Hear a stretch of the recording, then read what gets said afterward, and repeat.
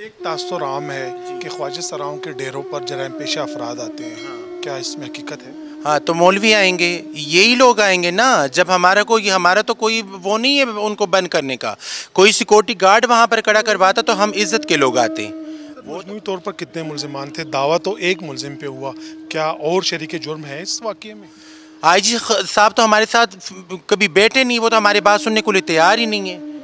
میں تو خود اپنی برتھ ڈے کرتی ہوں، میری لوگ برتھ ڈے کرتی ہے اپنی سیفٹی سیکورٹی کے لیے، سیکورٹی مانگتی ہے، وہ درخواست مسترد کر دیتی ہے، نہیں دیتی ہمیں۔ ہمارے ابھی خواجہ سرا کمیونٹی سے بھی بات ہو رہی تھی،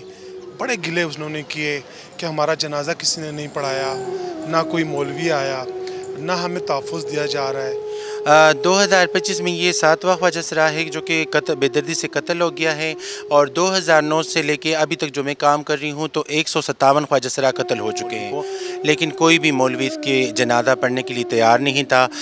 میں نام نہیں لوں گی، ایسے گورنمنٹ 2 ادارے ہیں جو کہ اس ٹائم اس کے بندوں سے سینئر آفیسرز کے ساتھ بھی میرے کنٹیکٹ ہو چکے ہیں، کیونکہ وہ بھی کہیں گے کہ میڈیا پہ ہمیں بدنام کر دیا، لیکن ان کو بھی میں نے منت سماجیاں کی، انہوں نے بھی ہمیں کوئی مولوی نہیں بھیجا، اور باقاعدہ انہوں نے نمبر بھی آف کر لیے کہ انہوں نے جو ہے پہلے ان کے اوپر تشدد کیا، ان کی ہاتھ کی ہڈی توڑوائی، اور پھر اس کے اوپر فائرنگ کر کے پستول سے 7 گولیاں اس کی باڈی میں اتار دی۔ بسم اللہ الرحمن الرحیم، احسن عوان ہوں اور آپ دیکھ رہے ہیں آج ڈیجیٹل۔ ناظرین، یہ شفاقیت اور بے حسی نہیں تو اور کیا ہے کہ پشاور میں خواجہ سرا قتل ہوا، لیکن نہ ہی اس کا وارث سامنے آیا اور نہ ہی کسی نے جنازہ پڑھایا۔ جی ہاں، میں بات کر رہا ہوں گلبہار کے علاقے میں پیش آنے والے افسوسناک واقعے کی، جس میں شفاق قاتلوں نے تتلی نامی خواجہ سرا کو انتہائی بے دردی کے ساتھ قتل کیا اور پھر وہ فرار ہو گئے۔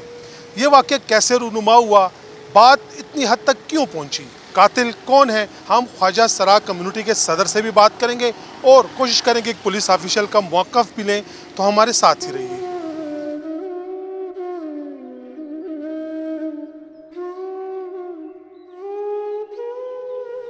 جی ناظرین، ہمارے ساتھ ٹرانس کمیونٹی کی صدر آرزو خان موجود ہے، ان سے بات کرتے ہیں۔ بہت شکریہ۔ یہ بتائیں، یہ واقعہ کیسے ہوا تھا؟ جی ہماری خواجہ سرا بہن جو کہ یہاں گلبہار نیر کے ساتھ رہتی ہیں، مکڑی گودام ایک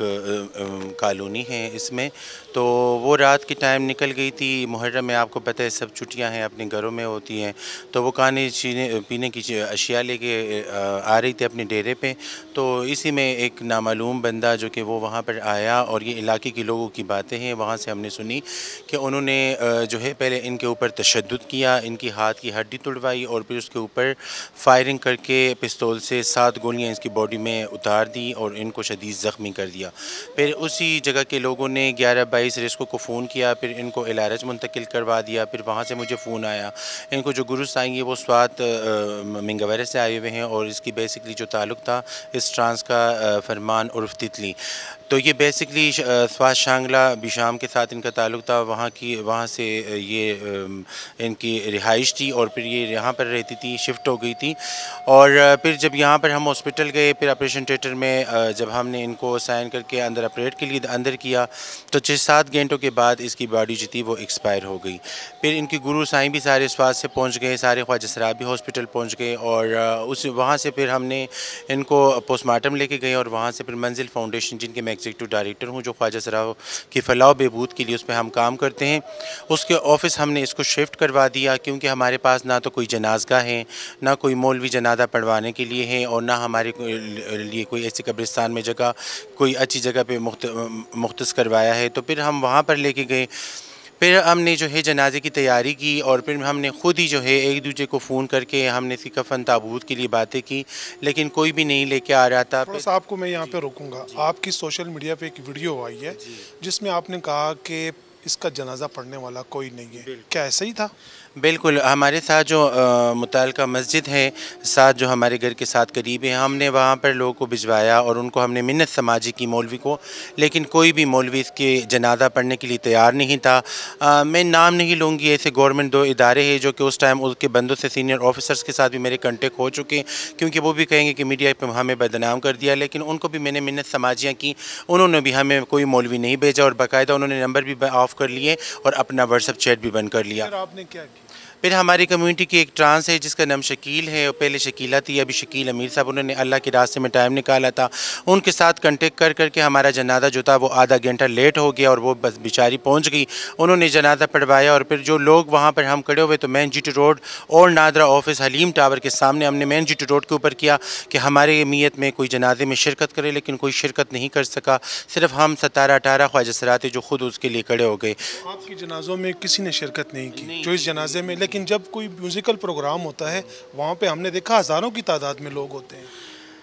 سر بس ہمارے لیے کوئی نہیں آتا، ہم نے اس کے ابو کے ساتھ رابطہ کیا، وہ بھی نہیں، ڈیتھ باڈی نہیں ریسیو کر، باڈی انہوں نے نہیں وصول کی؟ نہیں جی وہ نہیں، صرف یہ پہلا خواجہ سرا تو نہیں ہے، کسی خواجہ سرا کا نہیں لے کے جاتے، اس کے چاچا کو بڑی منتیں کی، وہ بھی نہیں لے کے جا رہا تھا، کوئی بھی نہیں لے کے جا رہا۔ کہہ رہے تھے وہ کہ کیا؟ وہ کہہ رہے ہم نہیں، یہ جب سے گیا ہے اس فیلڈ میں گیا ہے تو ہم اس کو ایکسیپٹ نہیں کرتے، تو پہلے سے جب یہ زندہ تھا ہم اس کو ایکسیپٹ نہیں کر رہے تھے، اس کو گھر سے نکالا تھا، ابھی تو یہ مر گیا تو میت پہ اس کی بدنامی ہوگی، ہماری ہم گاؤں کے لوگ ہیں، گاؤں میں رہتے ہیں شانگلہ میں، تو پوری گاؤں میں بدنامی ہو جائے گی، یہ خواجہ سرا کا باپ ہے اور یہ خواجہ سرا فوت ہو چکا ہے، تو بس وہ کہہ رہے اس پہ ہم شرما رہے ہیں، تو بس مہربانی کرے یہ نہ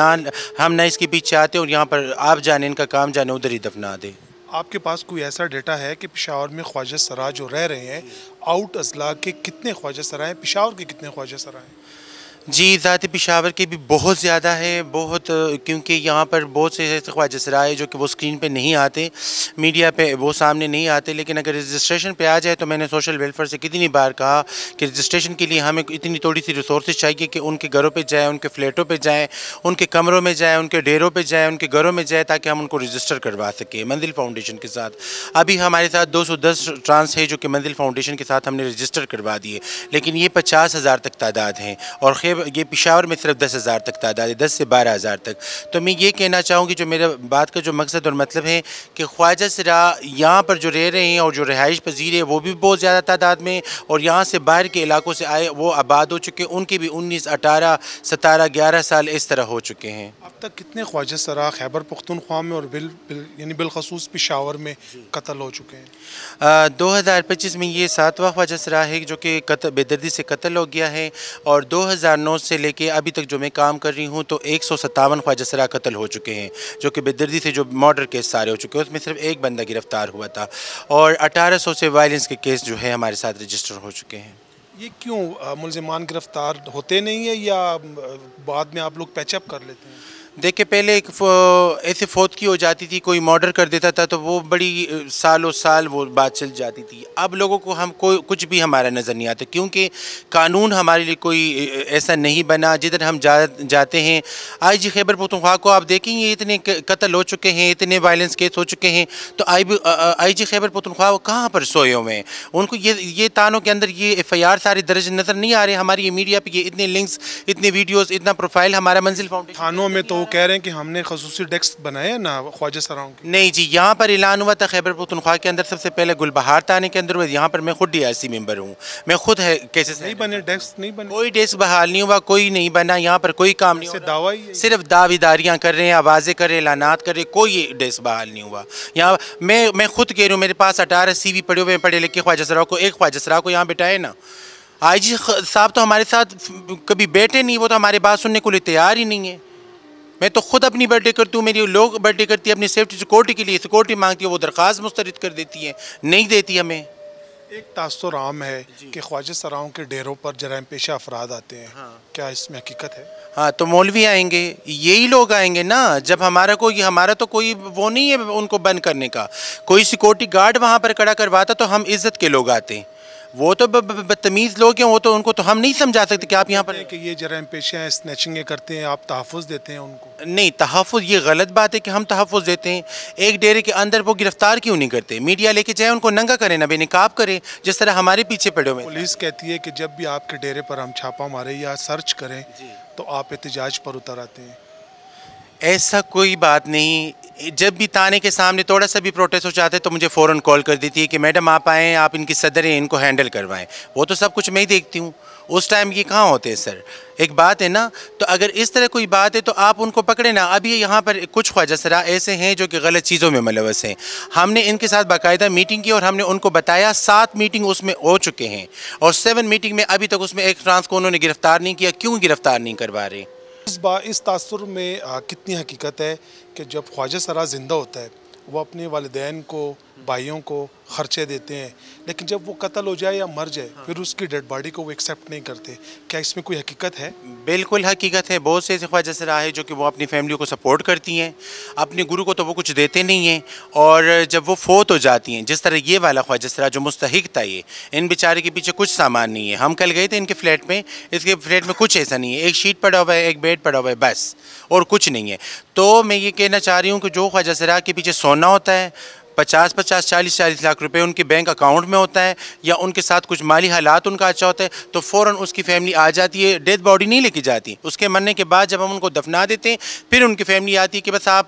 ने बहुत अच्छा किया, आप भी हमारे बच्चे हैं, चलो अल्लाह का शुक्र है कि आप लोग थे, आप लोगों ने संभाल दिया। पर उनके कागजात कहाँ हैं, उनके फ्लैट्स कहाँ हैं, उनके सामान कहाँ है, उनका सोना कहाँ है, वो तो हमसे रिसीव के ले जाते हैं, लेकिन पूछताछ नहीं करते कि ये पीछे कैसे मर गया, किसने मरवाया, आप लोग के सर पे कोई है कि नहीं, आप भी हमारे बच्चे। उस टाइम तो हम बच्चे नहीं हैं जब हमारे ऊपर फायरिंग होती है, जब उनकी वजह से हम रेस्ट लेते हैं और हमारे ऊपर हमें थ्रेट मिलने लगती है, हमारे ऊपर फायरिंग होती है, उस टाइम उनके बाप कहाँ होते। अब कल ये जो मुस्तहिक था उसने पहले मुझसे ये सवाल किया कि इसका कुछ सोना था, इनके कुछ पैसे थे, मैंने कहा नहीं। पूछा है उसने आपसे? पूछा है मुझसे। तो ये मीडिया के थ्रू मैं बता रही हूँ, उनको पहुँच जाए तो अच्छी बात है कि वो सुन ले खुद, मेरे पास रिकॉर्ड पड़ी हुई है। जब इसका कुछ नहीं था तो फिर कुछ वो कह रही हम नहीं लेके जा रहे, हमारे पास इतना रिसोर्स नहीं कि हम इसके पीछे आ जाए, कह रहे हम दूर रह रहे हैं। इसका चाचा बोल रहा था मैं लाहौर में रह रहा हूँ, जब वो उसका बाप बोल रहा था मैं भी शाम से आगे रह रहा हूँ, मैं नहीं आ सकता इनके पीछे। तो यही बात है, अगर इनके पीछे मैं बोलती कि ये 10 करोड़ रुपए या 10 लाख या 10 चवाने भी, तो वो फौरन आ जाता।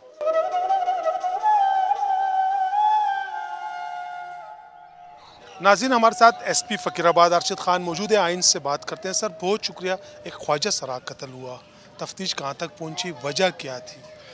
बिल्कुल जी, ये 2 दिन कबल परसों रात को तकरीबन 10 बजे इत्तला मिली कि ये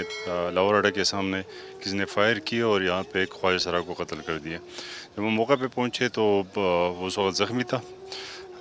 उसको हमने LRH शिफ्ट किया,